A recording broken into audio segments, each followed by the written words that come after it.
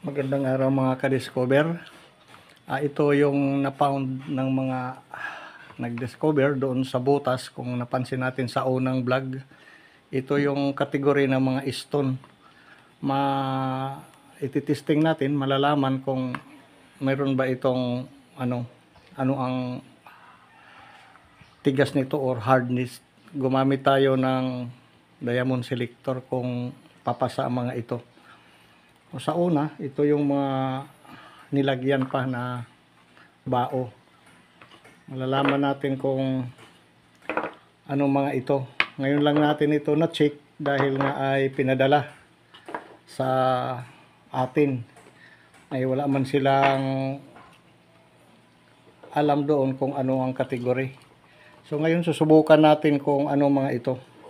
Ito yung bagol or bao. Mayroon pang mga langgam, galing ito sa sapa. So ito, kung mapapansin natin sa unang na-vlog natin, ito yung mga maitim na mga stone. Yan. So dito ay red, ay kung ano ito, titesting natin hanggang 3 yung blow. Pag dito magpula ay precious stone. Pag lumampas sa 10, hardness. Pag dito sa 8 to 9, sapphire.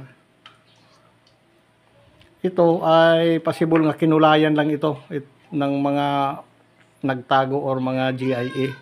Magaling sila magkumuplad sa mga stone nga mga nilagay nila na hindi mapagkamalan na kung treasure man ito. Kung titingnan natin maigi ay mga alkitran, mga ka-discover. Ito ang original nga na found doon sa creek or sa sapa, sa butas. So, isahin natin ito. Wala, ang tunog ito ay may iron siya. Nagbibip siya, ganun. No, wala siya. Ito, kasama na itong sa loob, para siyang galing sa Mars o parang meteorite pero simento. Ayan, may 3 butas. May iron content siya, may mga parang bakal. Ibig sabihin man-made na bato o simento. Hindi natin alam kung ano ang nito, ang mga materials na ginamit. Baka mayroon itong sabi pa ay poisonous. Dito, kung makikita natin, isa-isahin natin, ayan, mayroon lang siyang 8. Mayroon siyang na running for sapphire na sinasabi. Ayan siya. Number 8 lang ang kanyang tigas or hardness. Sorry. Naubo kasi ako. So ito naman na isa. Ayan. So wala. 3 na ito. Bagol pa. Ngayon, ito itesting natin yung positive sa precious na pinagkakamalan na precious stone. Ito yung unang na-discovery. Hindi pa na ipapasori, pero malapit na rin. Ititesting natin kung ano ito kategory. Nag-aabot na rin ng dapat 2 to 3 lang na blow ay green. Testing natin. Ayan. Ito yung positive mga ka-discover na nauna na atin na found. Ayan. Ayan. Possible na mayroon ito content sa possible na diamond, no? So ito yung example.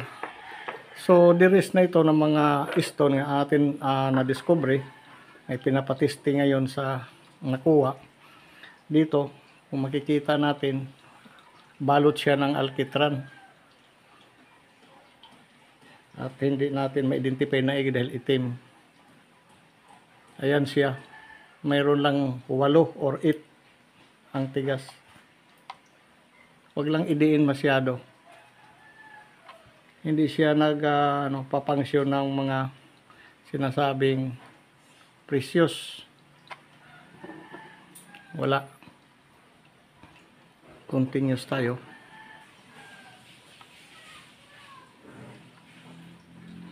Wala siya. Yan. Hanggang 8 to 9 lang. So, di natin alam kasi naka-cover siya ng makapal na parang alkitran. Mga ka-discover. Ito siya. Malalaman natin kung ano siyang kategory na stone. Ayan. So, nag-reading siya ng precious, no?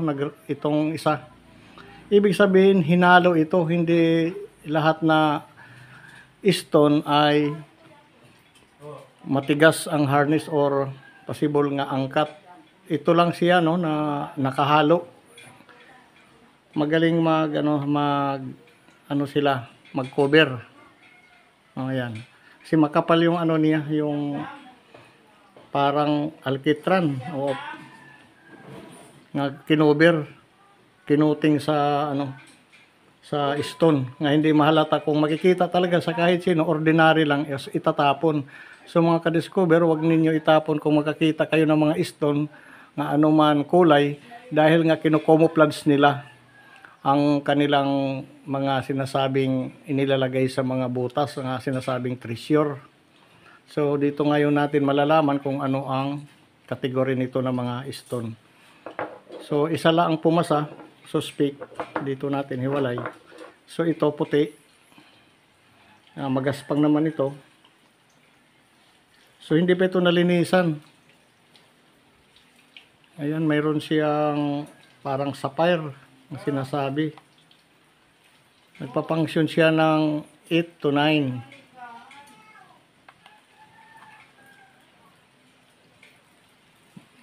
Ayan, 3 o to 4 pakanto-kanto kung saan natin tutumbukin. So wala, no? Hindi siya pumasa. Ito namang isa. Ito.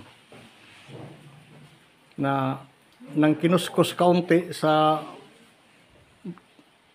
matigas na bagay, ito yung lumabas para siyang kristal. Ayan, no? Dito siya tinisting. Kaya mabigat sobra ito. Ayan, nagpangsyon siya, di ba? Ibig sabihin, pula is daya siya, going to daya, yon sa dulo. 10 to o 12 ay mayroon posibilidad nga ito ay kinulayan ng alkitran. Mapapansin niyo yung mga stone, mabigat siya, ibang klase. Iba yung weight sa natural nga stone. Ito yung nasa loob ng butas na binabagsakan ng tubig. Kung mapapansin niyo sa unang vlog, ito yung na-pound. Para sa naghahanap ng treasure, ayan, o, daya. Huwag ninyo itapon.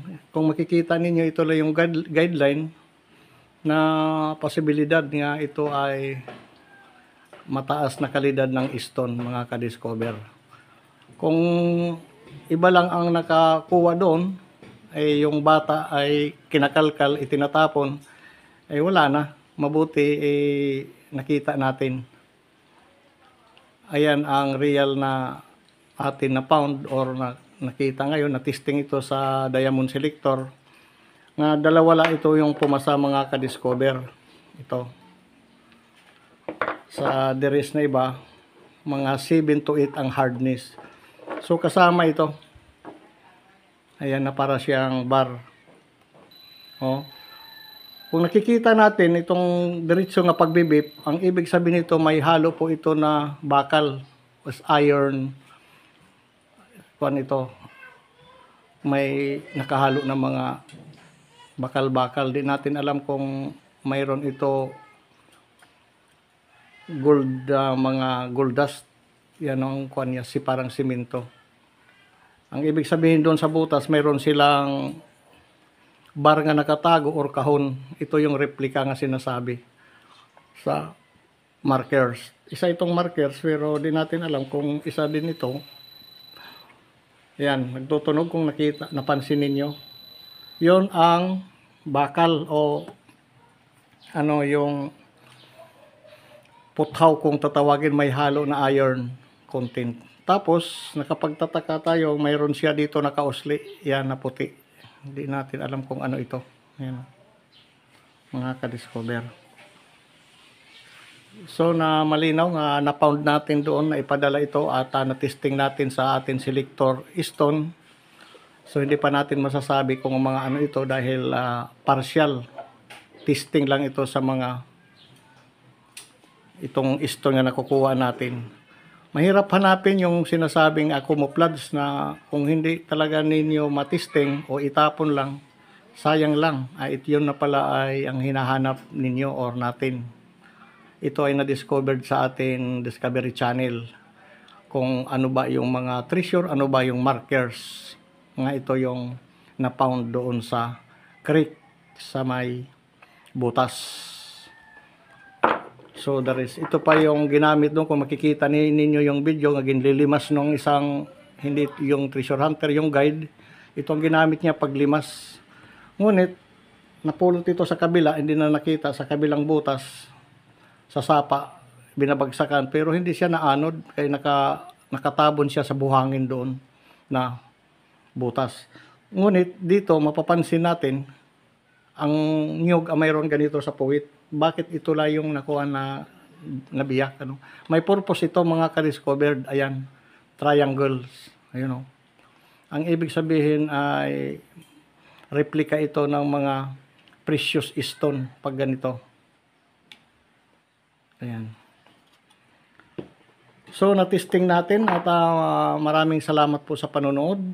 Sa mga naghanap sa atin mga amateur treasure hunter, wag ninyo po itapon yung mga nakukuha po ninyo sa mga butas kung saan man mga stone anumang kulay. Titimbangin po ninyo sa kamay, pag magaan ay hindi po yon. Ito napakabigat kaya magduda tayo kapag ganyan mabigat. Tapos kanyang shiny mga ka-discover para sa atin naghahanap ng mga katiits natin nga baka naitapon lang ninyo. Ito ang kulay alkitran, no? Ito yung pumasa sa selector daya. So sayang kung hindi ninyo ito sa inyong lugar na maitapon. Iyon na yung hinahanap po ninyo. So gumamit tayo ng mga selector ganito para matesting natin yung mga stone na atin nakukuha. So yun lang po sa pagtatapos ng ating video at sa susunod naman muli na atin madidiscovery sa mahabang paglalakbay Green Discovery. Huwag po tayo makalimot mag-subscribe at God bless po sa lahat. Bye-bye. Sa lahat po nga nag-subscribe sa ating channel, marami po salamat sa inyong pagsusuporta sa atin pong patuloy na paghahanap o pagdidiscover ng mga artifacts na hindi pa natin nakikita.